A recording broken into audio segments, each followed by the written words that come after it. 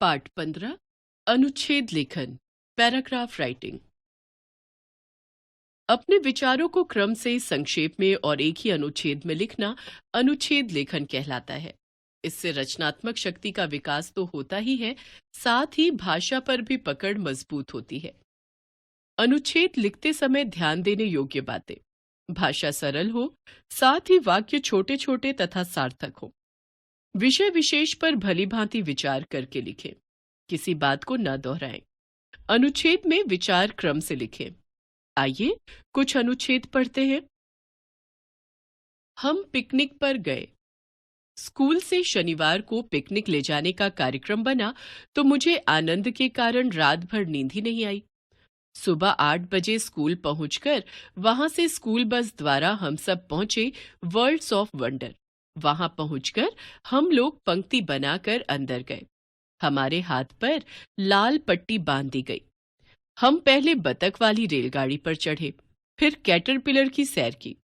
बिजली से चलने वाली गाड़ियों में बैठकर तो बड़ा मजा आया। जब कोई टक्कर भी मारता तो हम हंस पड़ते। फिर हम हवाई जहाज पर चढ़े, मोटरसाइकिल भी चलाई। एक के बाद एक झूलों पर चढ़ने में बहुत मजा आ रहा था कि तब तक 2 बज गए।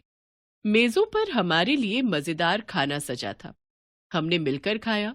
मैम ने सीटी बजाई कि अब बस चलो बाहर, बस तैयार है। दोस्तों के साथ ऐसी मनोरंजक पिकनिक का आनंद जबरदस्त रहा। मेरा प्रिय त्योहार। भारत त्योहारों का देश है। यहाँ प्रत्येक महीने कोई ना कोई त्योहार आता ही रहता है। दिवाली, दशहरा, ईद, क्रिसमस, राखी, होली आदि त्योहारों की मैं उत्साह से प्रतीक्षा करता हूँ।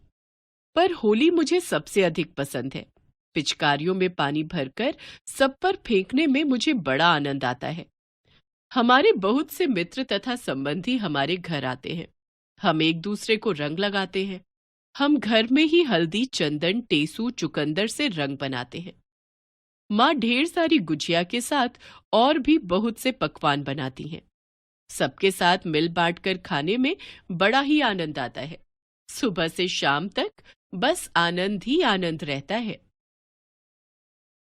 मेरा प्रिय खेल। जीवन में खेल कूद का बहुत महत्व है। खेल किसी भी तरह का हो, इससे शरीर चुस्त और फुर्तीला, मन प्रसन्न तथा दिमाग तेज होता है। अतः अच्छे स्वास्थ्य के लिए खेल कूद अनिवार्य है।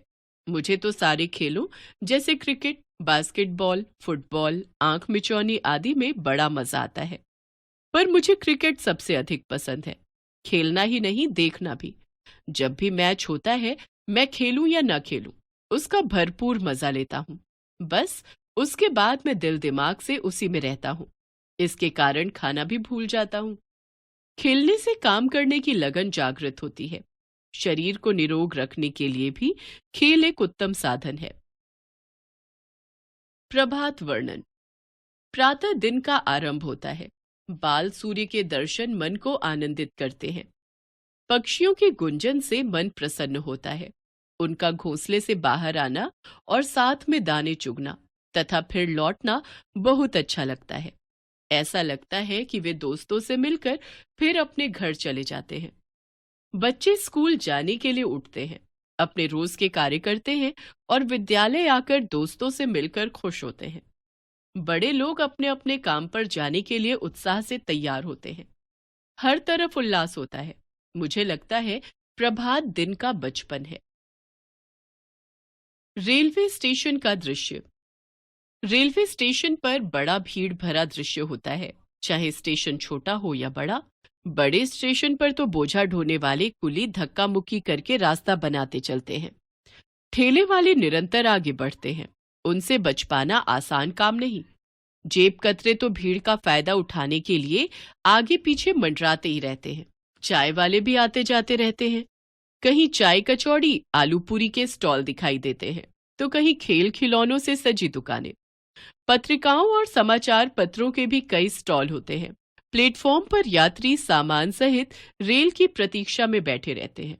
जैसे ही रेलगाड़ी आती है, सभी भाग पड़ते हैं। इस तरह से रेलवे स्टेशन पर चारों ओर चहल पहल और अफरा तफरी मची रहती है।